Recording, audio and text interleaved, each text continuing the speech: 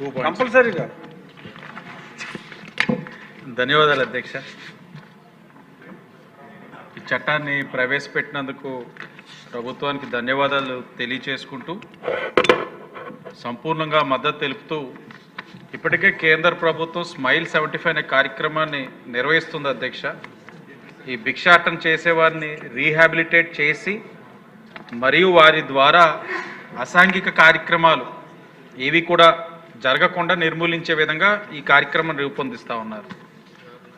కొన్ని రాష్ట్రాల్లో కూడా ఈ కార్యక్రమాలు తీసుకున్నారు అధ్యక్ష. రాజస్థాన్ రాష్ట్రంలో బోర్ అంటే భిక్షుక్ ఓరియంటేషన్ అండ్ రీహాబిలిటేషన్ ఈ కార్యక్రమం ద్వారా భిక్షాటం చేసేవారికి ప్లంబింగ్, ఎలక్ట్రికల్ వర్క్స్, ఈ కుట్టు మెషిన్ ఇలా స్కిల్స్ నేర్పించడం, అలాగే ఇండోర్ బెగ్గర్ ఫ్రీ క్యాంపెయిన్ 2024లో ప్రారంభించారు. అంటే ఇవన్నీ కూడా ఒక వినూత్నమైన కార్యక్రమాలు తీసుకోవడం వల్ల వాళ్ళకు ఉపాధి కల్పించడంతో పాటు షెల్టర్ కల్పించి వారు ఈ వృత్తి పైన ఉండకుండా ఉండేటట్లు కొన్ని కార్యక్రమాలు తీసుకుంటున్నారు. కాబట్టి పొరుగు రాష్ట్రాలు చేపడుతున్న కార్యక్రమాల స్ఫూర్తితో మనం కూడా వీటిని ఫర్దర్గా వాళ్ళందరూ కూడా ఈ వృత్తి పైన అంటే ఏదైతే ఈ భిక్షాటన పైన వారు ఆధారపడేటట్లు ఉండకుండా చేయాల్సిన అవసరం ఉంది.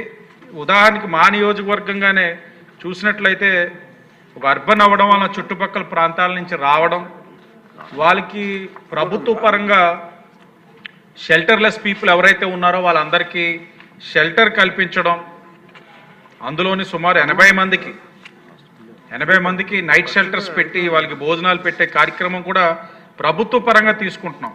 పెద్ద నగరం, పర్యాటకులు ఎక్కువగా వస్తూ ఉంటారు, గోదావరి నది ఒడ్డున ఉన్నది కాబట్టి అనేకమైన సమస్యలు ఉంటాయి. ఎందుకంటే వీళ్ళని అనేక విధాలుగా ఎక్స్ప్లాయిట్ చేసే కార్యక్రమాలు కూడా జరుగుతాయి.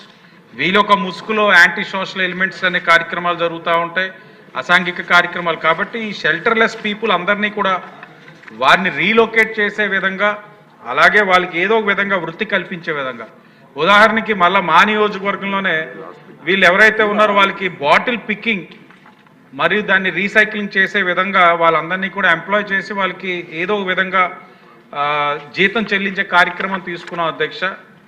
క్రమేణా మరలా అది కూడా ఒక ఏజెన్సీకి ఇవ్వడం వల్ల వారు అది కూడా కోల్పోయారు.